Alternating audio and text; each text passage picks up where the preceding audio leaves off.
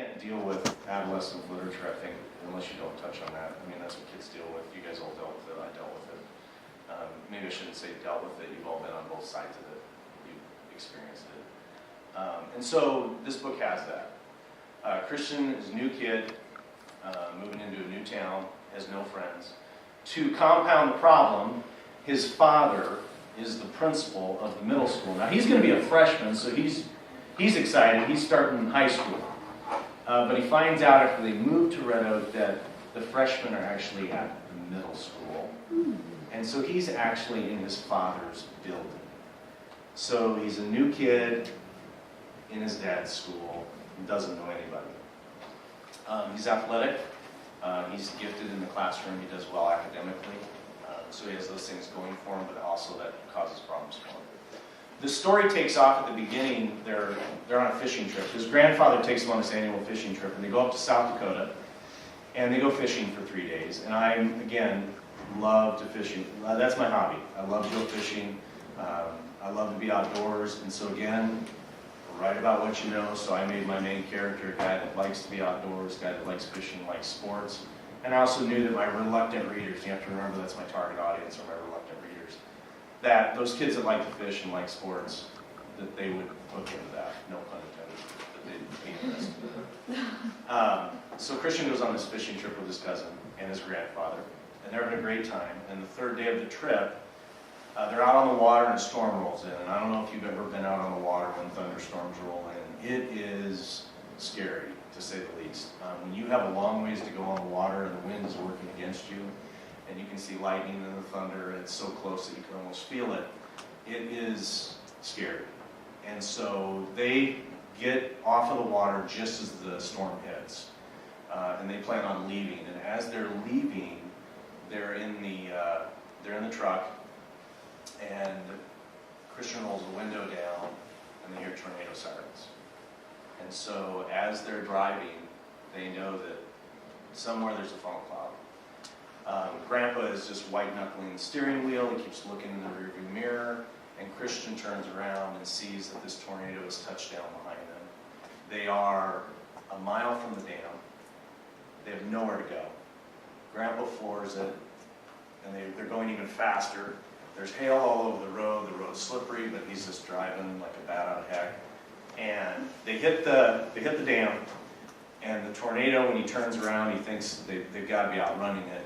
It catches them on the dam. The trailer starts to lift off the back, and the whole truck does this mid-air flip and lands in the water. So through this, a tree hits the side of the truck. Christian's window's broken out. They kind of realize what's happened. They're underwater, and they're trapped in the pickup. And it's on its side, and it's kind of caught in this air bubble, just slightly submerged. The trailer is caught on a boulder. They're at the face of the dam, it's 60 feet deep there. And so this water, they're in this water prison. Joel's really skinny, it's easy for him to slide out. So he slips through the window, and he swims off the shore. But there's Christian, and there's Grandpa. And Grandpa's about 60, ex-Marine, pretty big guy, farm guy. And they're not quite sure how they're going to get him out. He can swim, but they're not quite sure how they can get him out. And so they're discussing what their options are, and they realize that the door, when they get Grandpa standing straight up and down because they're all in seatbelts, because that's important. You want to teach kids to wear their seatbelts. They're standing on the door, and they plan on popping the door open so that Grandpa can fit through, because he cannot fit through the window. I'm going to pop the door open a little wider for us, as Grandpa said. Grandpa Pearson shifted his weight a little too much, and the door swung wide. His grandpa's whole body slipped through the opening and into the water, but he managed to grab hold of the door frame.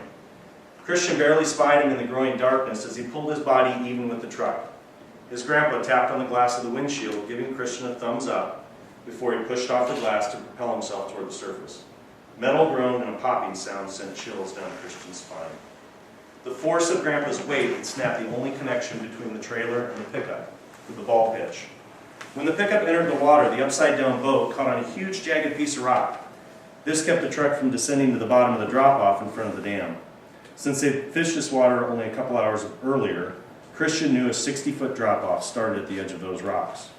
When the ball joint snapped, the trailer released its grip from the pickup. The truck rolled to let out the air bubble, and Christian fell head first toward the driver's side of the pickup. He saw the steering wheel, and the world went black as the truck slowly descended to the bottom of Lake Albert. And that's where I leave my middle school kids.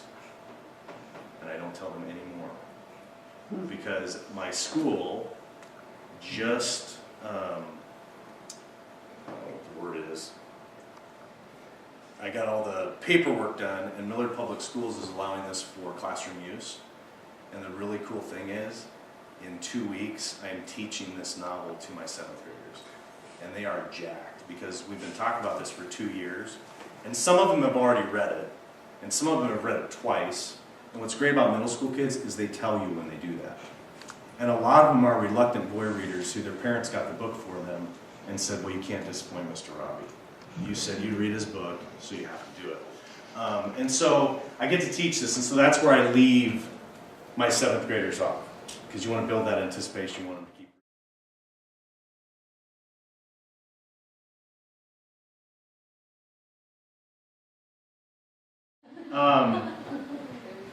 They go to this football celebration party to kick off the year, and Christian is there, but Christian doesn't drink. So again, my main character is a pretty good kid. Now, he doesn't make all the right decisions, because that wouldn't be realistic. But he is a pretty good kid, and sports and academics are more important to him than that. But he does go to the party. While he's there, he's kind of upset with the 3, but he doesn't know that they're also phenomenon children. He doesn't even know what a phenomenon child is. He's at the party. He's sitting next to this girl on the rocks who happens to be dating this guy on the football team who can't stand Christian. And a guy by the name of Johnny Stratton, who is an offensive lineman who wears the number 69 because he thinks it's funny. You all know that guy.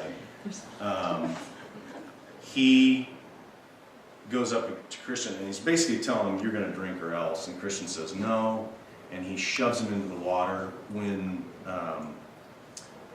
the girl gets up to kind of defend Christian, Johnny Stratton, this big offensive lineman, yells to Jeff Eaton, who is the linebacker for the football team, and basically says, hey, Christian's moving in on your ex-girlfriend.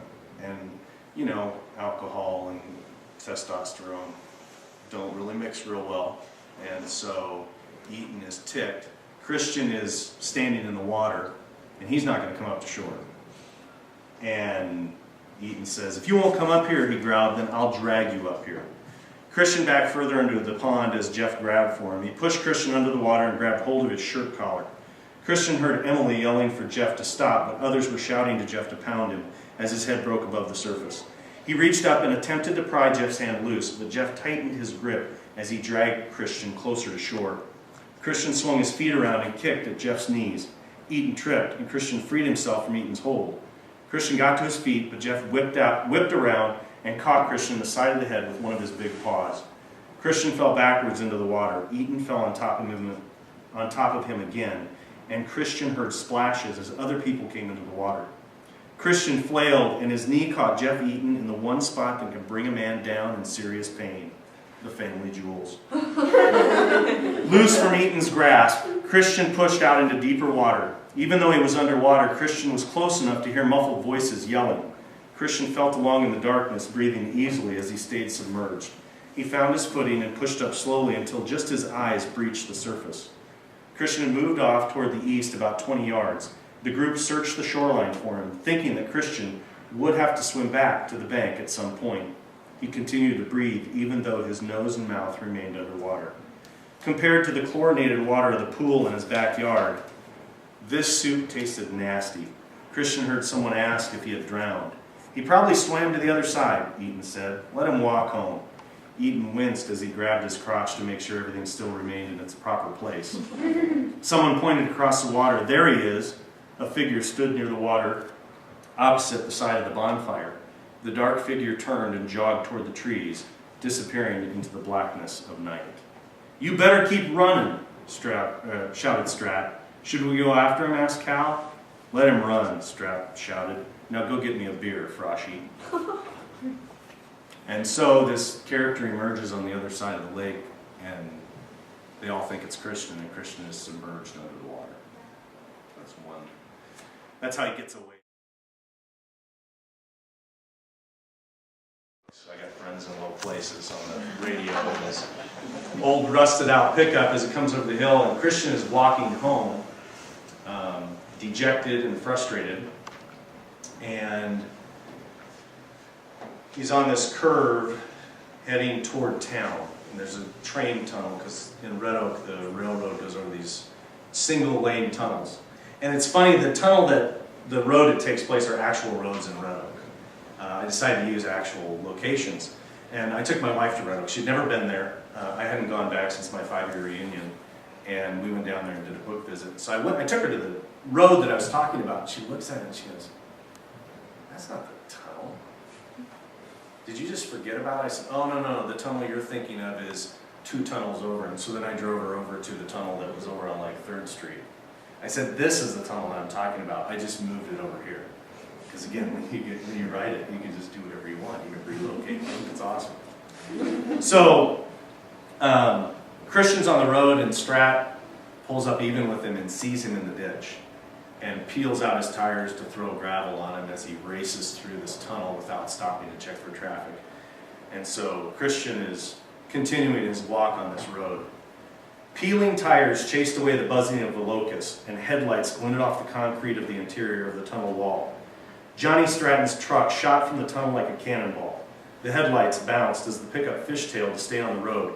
Having moved to the center of the gravel road, Christian stood out as an easy target on the straightaway, just ahead of the curb. The high beams bathed Christian in light. He moved right, and the truck mimicked him. He changed directions and dashed back to the left. Christian leapt from the road, not caring about where he landed. The truck swerved back toward him, missing by only a couple of feet. Christian heard the engine roaring in anger as dust from the gravel road fogged the scene in an eerie shroud of mist. Christian landed hard on his side, and a tree stump knocked the wind out of him as his head banged against the ground. He rolled over on his stomach, grimacing in pain. As he struggled to catch his breath, he tried to get to his feet. His head pounded and his legs burned. Christian managed to crawl up the edge of the ditch on his knees. The incline on this side of the road seemed to be much steeper than where he stood only a minute before. Christian worried about Stratton turning his rig around and making a second attempt at killing him, but he no longer heard the engine. His lungs finally cooperated, so he staggered from the ditch to the road. Stratton's truck was gone.